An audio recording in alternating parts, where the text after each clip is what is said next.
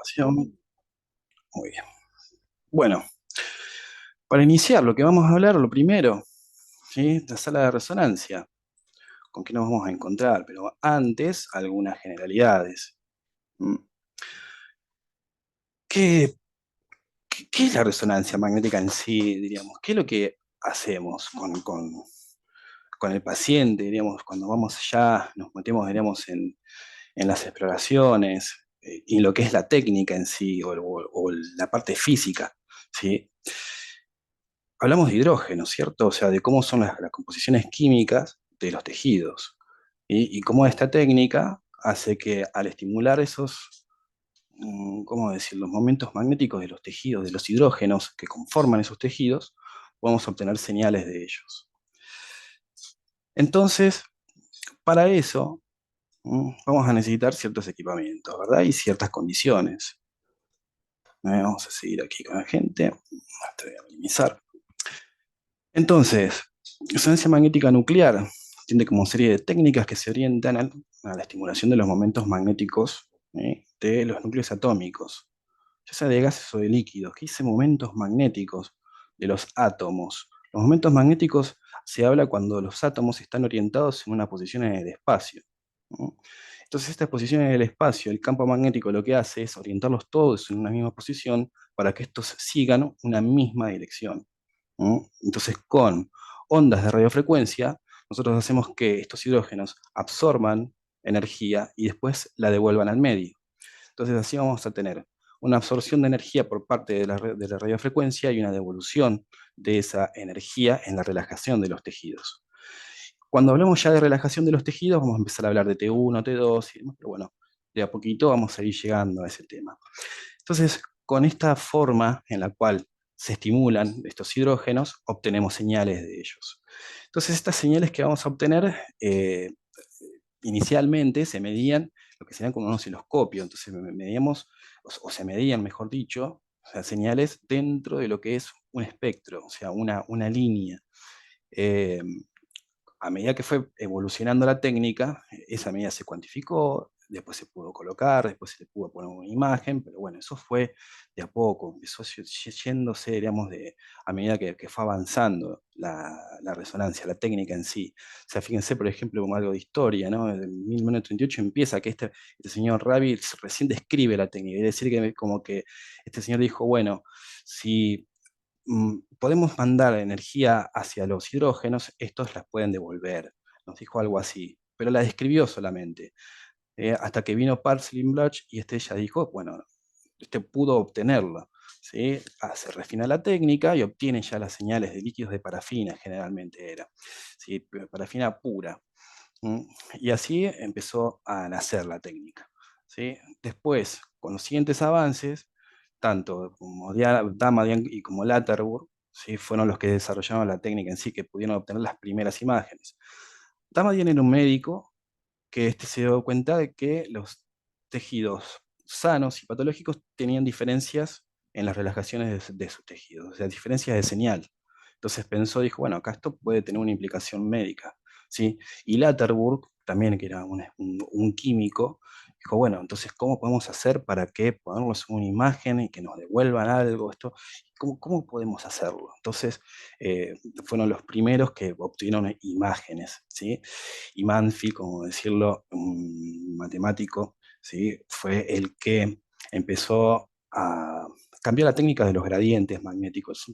El concepto de gradiente magnético lo podemos definir como que es una dirección eh, que sigue un campo, ¿sí? Todo campo magnético siempre va a tener una dirección.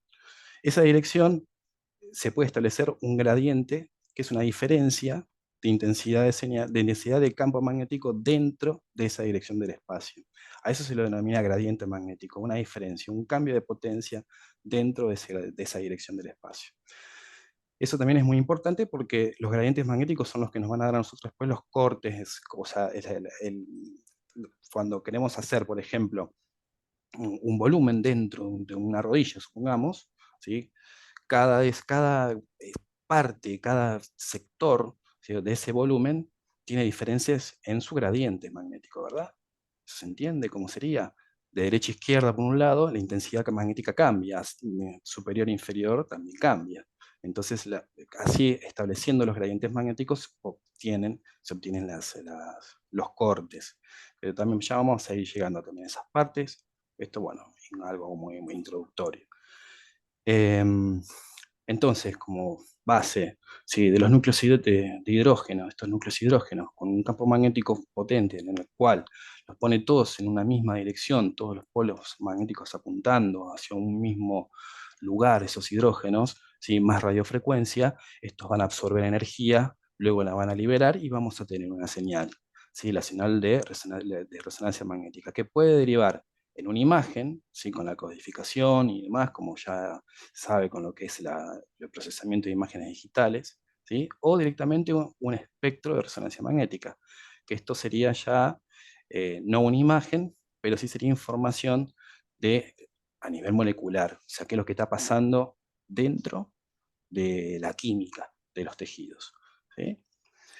Em, bueno, como decir, ventajas de resonancia, o sea, ¿qué le podemos decir? Que la técnica que más va a aportar, o sea, que más información respecto a lo que sucede químicamente, sobre todo también qué contienen, por ejemplo, supongamos un quiste, no sé si ese quiste tiene líquido, tiene sangre, tiene pus, tiene proteínas, no sé, X, ¿sí? Va a haber diferencias en lo que es la relajación de imágenes. Entonces a esto se le denomina caracterización tisular. Si de alguna forma la resonancia magnética, la gran ventaja que tiene es esto, es poder caracterizar los tejidos, o sea, diferenciarlos entre sí. Cada cual va a tener diferentes señales en diferentes secuencias, ¿sí? Diferentes tejidos o sustancias en el cuerpo facilitan y evidencian patologías.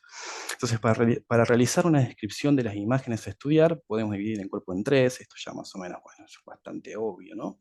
Osteoarticular, por un lado, vamos a estudiar todo lo que son las articulaciones, parte de protocolos y demás, cartílagos, ligamentos, qué es lo que sucede también con patologías. Vamos a ver patologías clave en diferentes regiones. Después, neurología, también vamos a ver bastante de esto. Es la técnica que se utiliza, digamos, para estudiar el cerebro. Resonancia es digamos, la técnica o el estándar. Componentes de la columna también, con lo que es el cono medular y demás. Eh, Dinámica del cerebro. A esto se refiere cuando las áreas del cerebro se activan dependiendo de qué estímulo está recibiendo el cerebro, si ya sea lumínicos, auditivos, lo que fuere. Esto también se puede ver en tiempo real.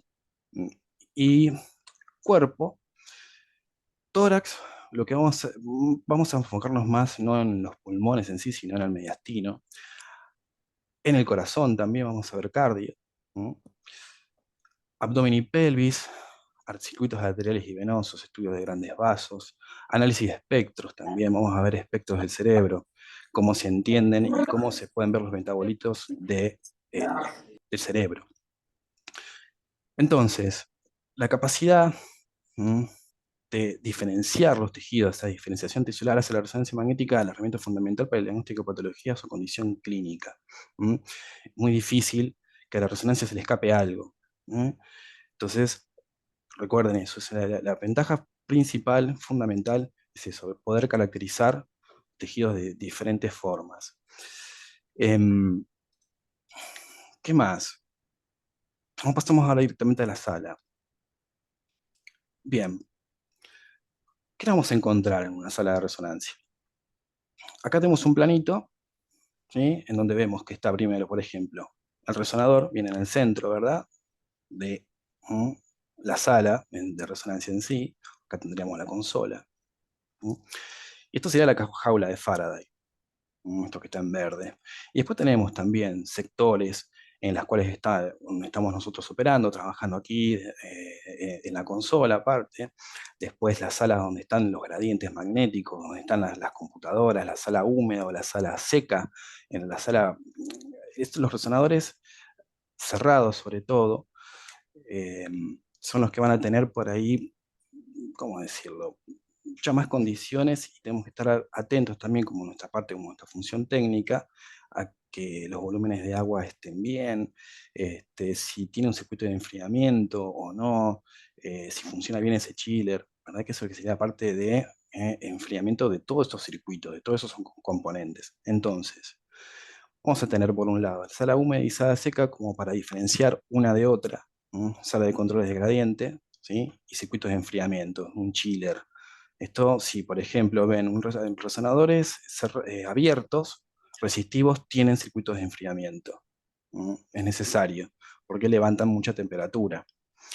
Y estos se enfrían con agua, ¿cierto? Siempre con agua. Tenemos que revisar que esté a 8 grados, que haya un volumen de agua constante y demás, si no, el equipo no va a funcionar. ¿No? Jaula de Faraday, una de las cosas más importantes que tiene la sala de resonancia. Consta de una estructura a modo de revestimiento de madera, cuya función es la de absorber ondas, ¿sí? Que vengan del exterior. Toda esta madera y cobre que vemos, todas estas láminas de cobre, ¿sí? Hacen de que las ondas que vienen de afuera, todas esas ondas electromagnéticas que están continuamente en el aire, en el ambiente, ¿sí? No ingresen a la sala y perturben al resonador, ¿verdad? Porque vamos a querer que ese entorno no haya ondas parásitas. Entonces, como en la resonancia magnética interviene un fuerte campo magnético y ondas de radiofrecuencia, es de vital importancia que no ingresen del exterior. Dentro de la sala de resonancia magnética no debe haber ondas de radio. La jaula no funciona adecuadamente y se traducirá en ruido en la imagen, afectando la calidad de las imágenes. ¿Qué pasa? Ha, ha habido casos que se hacen jaulas de Faraday en la cual no se blinda el piso. E increíblemente pasan las ondas por el piso. Entonces hubo casos que hubo que desmantelar toda una jaula de Faraday entera para hacer que funcione bien, porque el resonador lo que tenía era siempre una, ¿cómo decirlo? Una lluvia. ¿No? Tenía una imagen, ¿sí? Una imagen, dentro de todo se veía, digamos, era una imagen que se podía diagnosticar, pero siempre tenía ruido, ¿sí? Y ese ruido se debía a que estaba mal hecha la jaula, ¿sí? Otro caso era que habían colocado, por ejemplo, focos, ¿sí? Externos, que entrando hacia la jaula, también entraban ondas de radio, tuvieron que repararlas. Eso tiene que ser todo un recinto cerrado, ¿sí? No puede haber ondas de radio dentro de la sala. Pues bueno, tenemos también lo que son mediciones de campo, magnéticos, diríamos, externos al resonador, o sea, hay que revisar mediciones ambientales, hay que revisar el suelo. Para colocar un resonador, digamos, no se tiene que hacer, ¿cómo decirlo?, sin preparación, ¿verdad? Tiene que hacerse de una forma en la cual se midan ciertos factores. Que no haya cable de alta tensión, que no haya líneas férreas cerca, que no haya vibraciones. Son equipos muy sensibles y eso va a afectar las imágenes. Entonces, equipamientos de resonancia. Vamos a encontrarnos por lo general con resonadores abiertos, cerrados y dedicados. Y para clasificarlos en sí también, porque resonadores abiertos, por ejemplo, pueden venir con magnetos permanentes o resistivos, ¿sí? Pero ya los superconductivos son siempre cerrados, ¿sí? Va a cambiar, hay una diferencia sutil, pero la tienen. Vamos a ver cuál. Acá tenemos dos ejemplos de resonadores abiertos. Este es un General Electric y este es un OpenViva, uno de los cuales trabajaba. Este es un resistivo, ¿sí? Siempre con orientación de campo magnético vertical. Resonadores en forma de C, dos platillos uno por encima del otro, cada platillo con su polo magnético en sentido vertical. ¿Qué potencia alcanzan estos resonadores? Van aproximadamente de 0,2, 0,3, 0,4. Algunos dedicados de cabeza, por ejemplo, que no son muy visibles, vendría a ser, alcanzan hasta un Tesla, que son unas cerámicas especiales que tienen una imantación muy, muy fuerte. Pero eso decíamos, bueno, ¿de dónde los agrupamos, verdad? Si son abiertos, bueno, son dedicados, ¿sí? Pero bueno, alcanzan potencias bastante importantes. Estos son importantes porque también los resonadores abiertos, en que disminuye la ansiedad, la sensación de encierro, alargan un poco los tiempos de exploración, eh, pero o sea, se alargan los tiempos, pero a su vez también posibilita que pacientes que tienen algún problema o lo que fuera se puedan hacer el estudio y no sea algo tan chocante para ellos. El cerrado, son hermosos. Uno mira un resonador así, ¿cómo puede ser que le tengan miedo, no? Pero sí, la gente tiene por ahí como cierto reparo hacia resonancia. Pero ve el tubo y dice, yo ahí no me meto. ¿Qué es lo que la mayor diferencia que se encuentra uno por el otro es la potencia, y esa potencia radica en la calidad de la imagen. Es una calidad de imagen sumamente alta.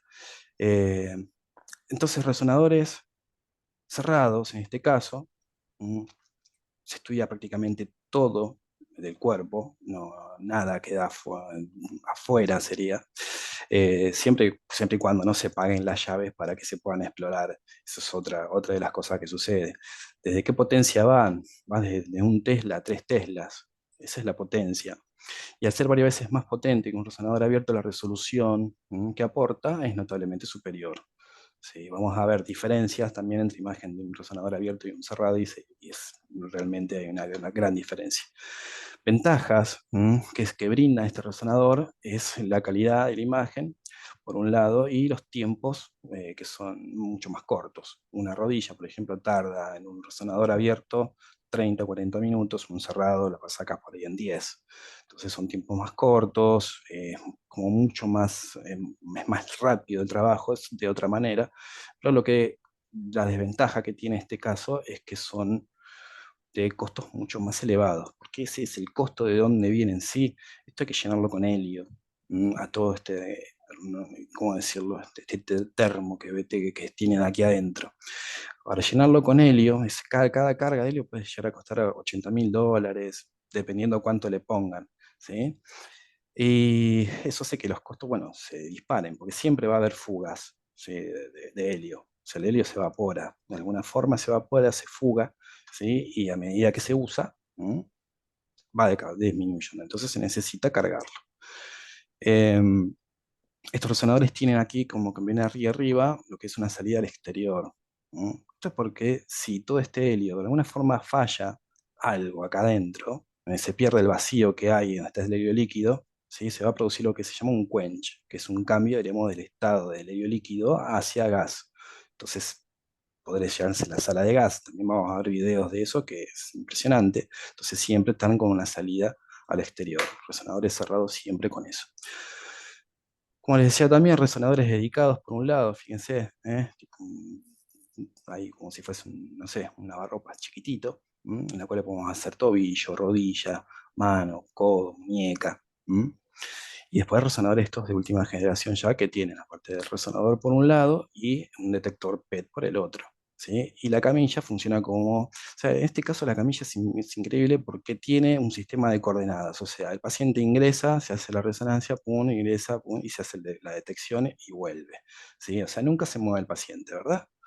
Y después se fusionan las dos imágenes, resonancia por un lado y PET por el otro, puesta siempre en la misma imagen. Eso es importantísimo, lo que es para cardioresonancia, para oncología, tiene aplicaciones distintas.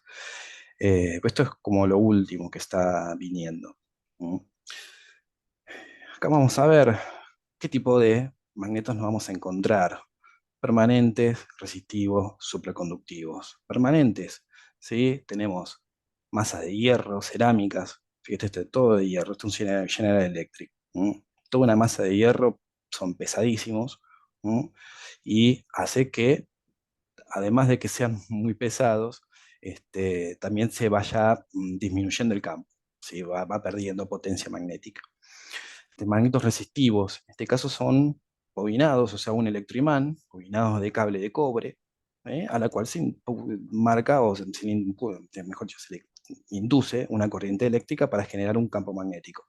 Tiene un techo, tiene un tope, ¿sí? Porque si le ponemos mucha electricidad a un circuito, ese circuito se sobrecalienta por la resistencia de la energía sobre el cable, haciendo que aumente la temperatura y se queme, cosa que no pasa con los superconductivos. Los superconductivos, la propiedad que tienen estos materiales para, bueno, con el criógeno, digamos, cambia el estado, cambia la forma, digamos, de la forma molecular, entonces hace de que la corriente no tenga resistencia. Entonces es un móvil perpetuo de energía que te hay adentro, entonces puede alcanzar potencias muy elevadas, 7 11 Tesla en caso de resonadores experimentales.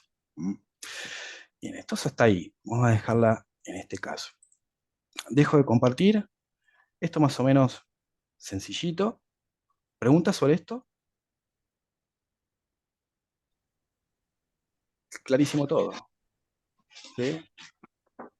Ahora estaba leyendo hace unos días que salió una noticia de que hay o que mejor dicho, que están queriendo eh, probar si un material es superconductivo a temperatura normal, o sea, a temperatura ambiente. Pareciera como que se puede encontrar, o hay un avance tecnológico muy importante, que es un conductor a temperatura, un superconductor a temperatura ambiente. Eh, entonces, estos, imagínense, podría haberse un resonador cerrado sin necesidad de helio, por ejemplo. Pero bueno, eso falta todavía. Pero más o menos quedó bien. ¿Preguntas? Sala de resonancia, jaula de Faraday como punto de interés. ¿Para qué sirve? ¿Mm? Las diferencias de cómo clasificamos los resonadores, resonador abierto y cerrado, ¿sí? Y las diferencias de cómo clasificamos los resonadores por sus campos, por sus magnetos, ¿sí? O sea, permanente, resistivo y superconductivo. Después lo que vamos a hacer es desglosar cada uno de estos, pero eso lo vamos a hacer en otra clase. Vamos a ir de a poquito ahora. Y para que no sea así como medio pesado por un lado, de ahora vamos a pasar a lo que es protocolos e imágenes. ¿Está bien? Bueno, entonces cortamos 5 minutitos o menos, capaz, yo corto nomás y vuelvo ya a la clase y seguimos. ¿Va? Ok, Bueno. Bueno, profe, vamos. Listo, gracias.